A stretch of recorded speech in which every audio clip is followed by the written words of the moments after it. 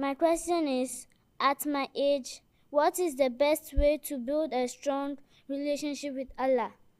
How old are you? 9 years. 9 years only. Acha, your height is very good, mashallah. Allah Ta'ala says that from 7 to 10, you should try to observe your daily prayers.